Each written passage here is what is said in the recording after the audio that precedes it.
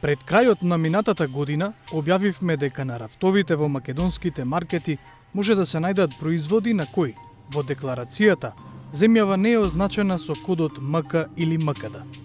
Наместо нив се користат различни деривати на кратенката НМК, која согласно договорот од Преспа е наменета исклучиво за табличките на возилата регистрирани во земјава. Во потрага по одговори, кој е одговорен да ја следи правилната употреба на кодот по дома, за ненадлежни се прогласија Министерствата за надворешни работи и за економија, како и Пазарниот инспекторат. Единствено Агенцијата за храна и ветеринарство остави простор да постапува. Доколку се појави во било кој маркет или мало продажба производ кој има несоодветен код кај нас, значи во употреба е кодот МК. Во овај момент НМК или било кој друг код не е авторизиран, не е одобрен и во тој случај кога производот се наоѓа со неодобрен код или неодобрена декларација, несоодветна декларација, ние како институција тој производ без разлика на неговите карактеристики во дадениот момент го сметаме за небезбеден производ и тој производ одма треба да се отповика и отстрани од промет. Оставивме да поминат десетина дена за да видиме дали агенцијата ќе реагира по допрен глас, односно на нашата сторија. Тоа не се случи, па затоа на 10 јануари самите пријавивме неколку производи во агенцијата дека користат кратенка што не е авторизирана.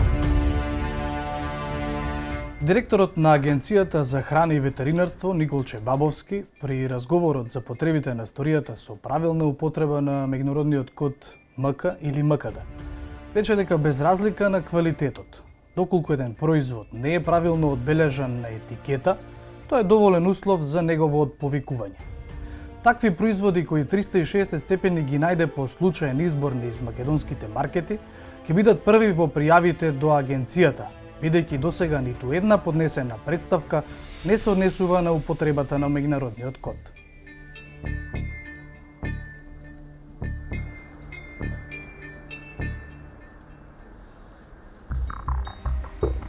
И дадовме на агенцијата време од околу 3 недели за да постапи по нашите пријави. Во меѓувреме, повремено ги проверувавме пријавените производи по маркетите. И понатаму си беа на свое место, на рафтовите, со декларации на кои пишува НМК, СМК, Н.МК и други креативни решенија наместо МК и МКД. Откако ништо не се случи, повторно побаравме интервју од директорот на Агенцијата за храна и ветеринарство. Клучно, сакавме да прашаме, зошто производите со спорни декларации се и натаму на рафтовите, кога тој ни кажа дека несоодветниот код е доволна основа за повлекување на производот. Ние постапивме, проверивме, значи постапено е, проверено е, дека, вак ќе кажам, она што е во наша ингеренција. Кодовите не се во наша ингеренција. Зошто директорот на државната институција сега кажува нешто друго, а претходно велеше дека неправилните кодови на декларациите значат и небезбедност?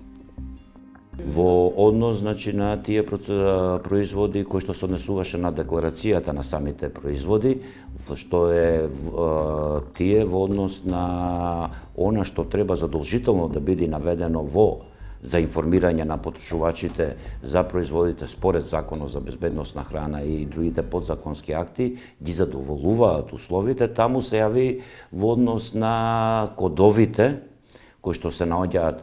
И тој дел, јас се извинувам, не е во наша надлежност, тоа е во надлежност на друга институција во државата. Значи, во однос на составот и се она што треба еден потрошувач да биде известен, информиран за самиот производ, неговата содржина, да ги задоволуваат условите. А во однос за кодот, дали е МК, МКД, СМК, тоа не е во наша надлежност. Треба да се обратите, значи, до друга институција, пред се Министерството за економија и другите институции кои ги даваат тие кодови. До Министерството за економија се обративме при изработката на претходната сторија, на крајот на декември. Тогаш ни одговорија: Законот за заштита на потрошувачи во надлежност на Министерството за економија не ја уредува употребата на кодови, односно МК и МКД кодот. Само ја пропишува обврската на трговецот за информирање на потрошувачот за производот или услугата што ја нуди. За ненадлежни се прогласија и Државниот пазарен инспекторат, Царината и Министерството за надворешни работи. Или никој не е надлежен и ниту една државна институција не се грижи за правилна употреба на меѓународниот код по потпишувањето на Преспанскиот договор. А токму тој елемент се сметаше за еден од плусовите за македонската страна во тешкиот компромис.